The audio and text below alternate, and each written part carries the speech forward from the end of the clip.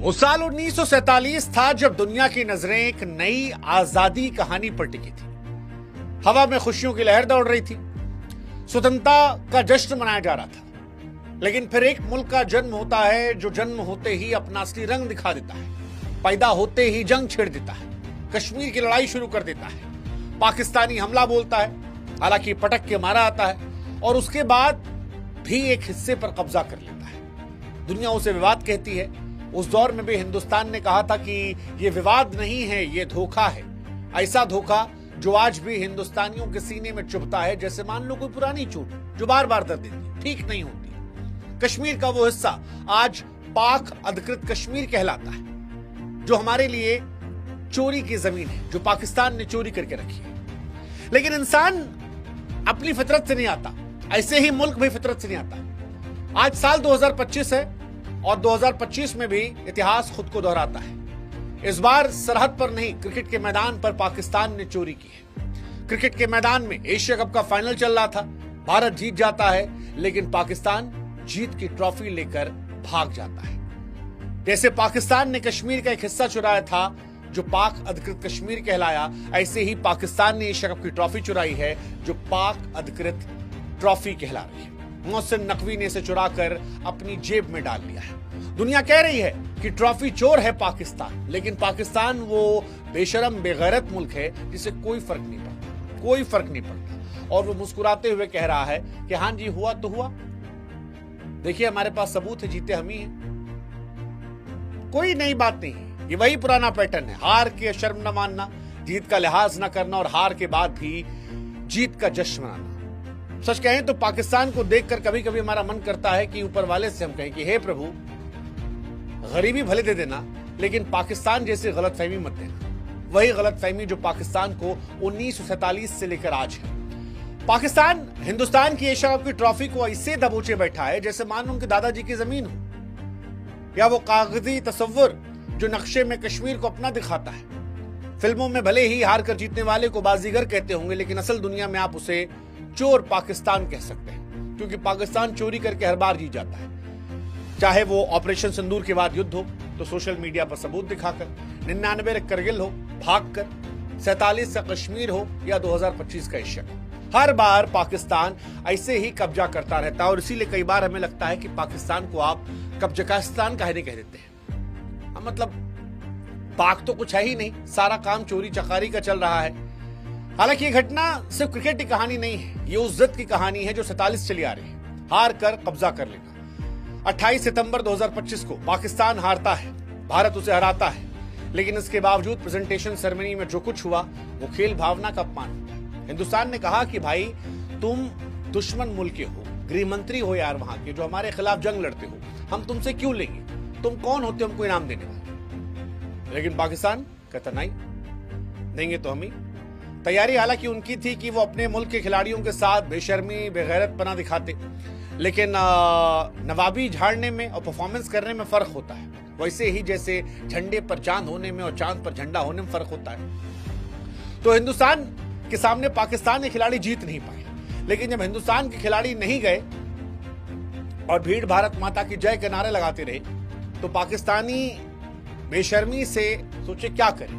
मुल्क में लानत मलानत लेने से अच्छा है ट्रॉफी लेकर निकल लेते हैं, मानो जैसे कोई चोर जो होता है वो सामान चुरा के भाग जाए। पाकिस्तान के बताओ मिनिस्टर है, क्रिकेट प्रशासक है, और उसके बाद मीम्स की बौछार आ गई। दुनिया कह रही है चोर चोर चोर। हालांकि ये चोर सिर्फ मजाक तक नहीं है, ये पाकिस्तान के चरित्र को दिखाने वाली कहानी है। ये घटना कोई साधारण घटना नहीं है, बड़ी ऐतिहासिक घटना है, जहां पर आप बेशर्मी से एक मुल्क की ट्रॉफी लेकर भाग जाते हैं और अभी भी रखे हुए बेशर्मी से आप माफी मांग ले रहे हैं। आप कह रहे हैं कि मैं कार्टून लग रहा था, लेकिन उसके बावजूद आप ट्रॉफी देने को तैयार नहीं। तब जब आपको पता है कि वो आपके बाप की ट्रॉफी नहीं है, वो ट्रॉफी हिंदुस्तान की है। हालांकि हिंदुस्तान का स्टैंड भी असाधारण था, हिंदुस्तान के बयान भी असाधारण थे। ये कहना कि तुम्हारी गंदी राजनीति का हिस्सा नहीं बनेंगे, और सही किया हिंदुस्तान ने, अभी भी हम कह रहे हैं। मोहसिन नकवी कोई आम आदमी थोड़ी ना है, पाकिस्तान का इंटीरियर मिनिस्टर जिसके जिम्मे आतंकवाद रोकना और सुरक्षा करना है, लेकिन भारत के खिलाफ वो जहर छोड़ता है, कश्मीर में घुसपैठ करवाता है, आतंकवादियों को पनाह देता है, और क्रिकेट में महान बन के आपको ट्रॉफी देने की नौटंकी करनी है। भारत ने ठीक किया, इन्होंने इससे पहले ही भारत को प्रोवोक करने के लिए बड़ा नौटंकी की थी। सोशल मीडिया पर अपने जो स्टेटस लगाए थे, जिस तरह से कोशिश की थी, हिंदुस्तान का स्टैंड ठीक था कि भाई हम किसी न्यूट्रल आदमी से ट्रॉफी लेंगे, वो उस आदमी से नहीं लेंगे जो हमारे देश को दुश्मन की नजर से देखता है। और इसीलिए शायद इनको कार्टून होने का एहसास हुआ। हालांकि राशिद लतीफ ने सही कहा कि नल्ले हैं लोग, नल्ला पाकिस्तान 3-0 से हार गए, लेकिन अपमानित होने से बचने के लिए एक नई नौटंकी शुरू कर दी। पाकिस्तान का हमेशा से यही है, हर बार वो एक नई नौटंकी ले आता है, हर बार मामले को पलटने की कोशिश करता है। उसे लगता है कि सोशल मीडिया पर माहौल बदलने से कहानियां बदल जाती हैं, इतिहास बदल जाता है। लेकिन ठीक है, करते रहो।